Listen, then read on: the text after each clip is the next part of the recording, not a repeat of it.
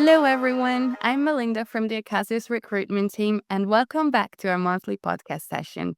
Today, I'm excited to introduce you to someone whose journey through global development has been nothing short of inspiring. Faith Ndzimandze, one of our outstanding international project managers. Faith joined Acasis after nearly a decade of impact driven work across Africa. Originally from South Africa, she began her Akasis journey in Somalia and now leads efforts across multiple countries. Faith, welcome to the Akasis podcast. Thank you, Melinda. Thank you for having me. Thank you for joining us, Faith. Let's begin at the beginning. What inspired you to join Akasis and what drew you to start your journey in Somalia?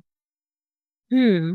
So I think prior to joining ACASIS, I had spent nearly 5 years pursuing impact-driven work in Africa across a variety of sectors. So in fact, I'd left traditional consulting in pursuit of work that felt meaningful to me, work that I felt would make a difference to the ordinary man on the street.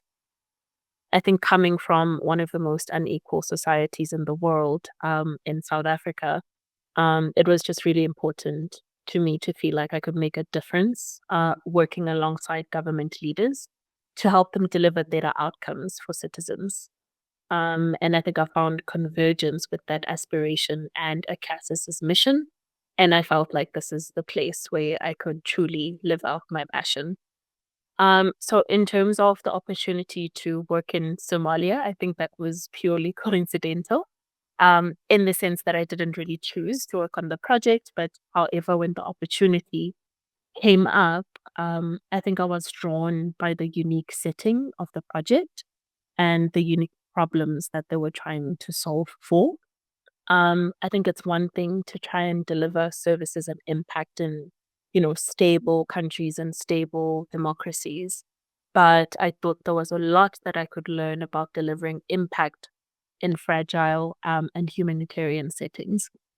So it was quite an interesting and challenging project. But once again, I think it really proved to me that when different people from different organizations and with different resources come together with a common purpose, um, there is truly nothing that is too difficult to achieve, even in the most difficult of circumstances.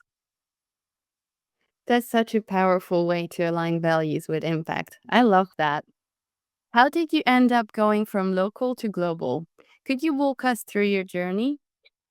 Yeah, sure, absolutely. So, to start at the very beginning, I think after I graduated university, I had initially pursued a career in investments, and I very quickly realized that it was not something that I enjoyed, or wanted to keep doing. I later joined a consulting firm and got to work with some really big and reputable organizations in South Africa, mainly within the financial sector. So a lot of the major banks and insurance companies. And as much as I enjoyed the work, it just always felt like there was something missing. I felt the work I was doing was not really socially impactful. And I really wanted to see the link or the connection between my everyday work and actually making a difference in people's lives. So then I later joined a global consultancy that works with governments around the world and is mission driven, and mission driven organizations as well, to move them from vision to outcomes. And there I got the opportunity to work across a variety of sectors and geographies in Africa. And I felt truly that I was living out my purpose.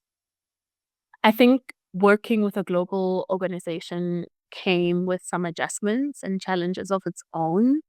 For instance, I think it was really challenging at first to adjust to a travel schedule that means you spend a lot of time supporting in country and on the ground, and also just learning to balance that with having a personal life. I think the other thing that I also had to quickly learn was how to adapt to just the different cultural nuances that come with working in different African countries. I think as Africans, we are, a very diverse people with very different cultural norms and practices. And so one has to bear that in mind, and just be conscious and respectful when engaging with different stakeholders. Wow, what a journey. From banking to bettering lives internationally. That's a major switch up. How does your identity as a woman shape your leadership style in male dominated spaces, especially in countries where gender norms may be different from what you're used to?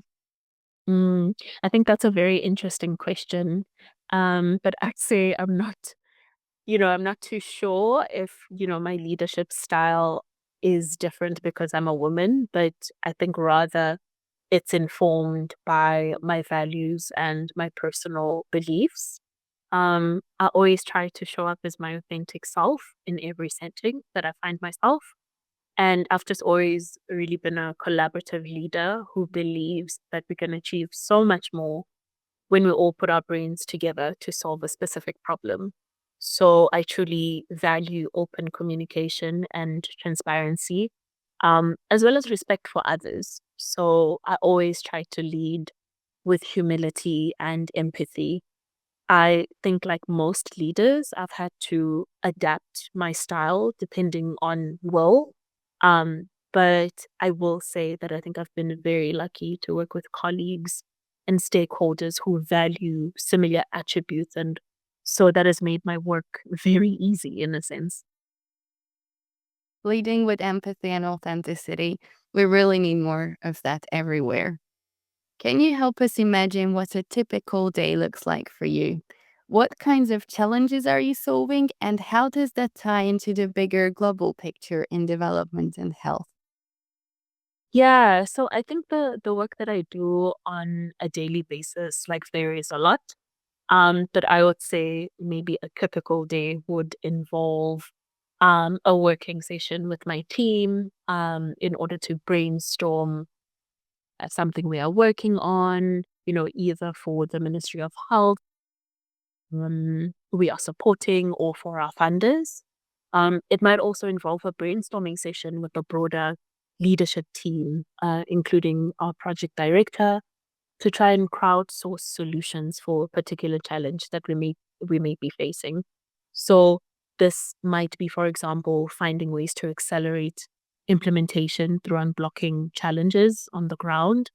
It might be solving for data issues in terms of collection or visualization, or sometimes it might be trying to find the right tool or technology for our specific context and challenges.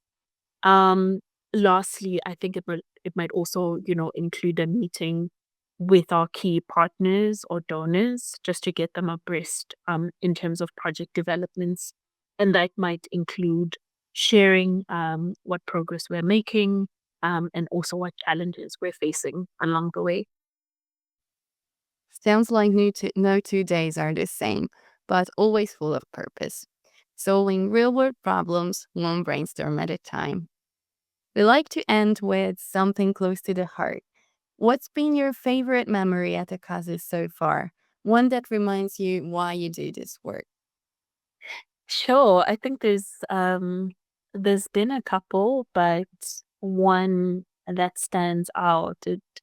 I think it clearly stands out for me because it just, reminded me of the impact of the work that we are doing. It's probably the last Varied Partners meeting that we held earlier this year. I think it was truly heartwarming to just see the amount of appreciation and acknowledgement of the role that ACASIS plays from all of the partners that we work with. Um, I think we're truly in a unique position to influence decision making and implementation through the use of data and performance insights. And I think by facilitating problem solving and continued ground truthing to explore the root causes and potential solutions to implementation challenges, in that context, we were able to support partners to serve over 1.2 million clients in over 1,100 inaccessible communities with integrated services. These are communities that had, not had health services delivered for them in decades. So I thought that was truly impactful. And also being able to reach thousands of zero dose children with a pentavalent vaccine and just delivering much needed health services through over 16,000 mobile health camps to these underserved communities. That's incredible. That's not just work, that's actually legacy level impact. Faith, thank you so much for taking us behind the scenes of your journey and for reminding us how global development is just as much about people as it is about policy. To our listeners, thank you for tuning in. If you loved this episode or even mildly liked it while doing laundry, head over to our Spotify channel, Akasis Podcast. Don't forget to follow us on LinkedIn, Facebook, and Instagram for more stories, insights, and probably some awkward team photos. Until next time, stay safe, stay curious, and remember, if faith can switch from banking to making global impact, you can definitely answer that email that you've been avoiding. Bye for now.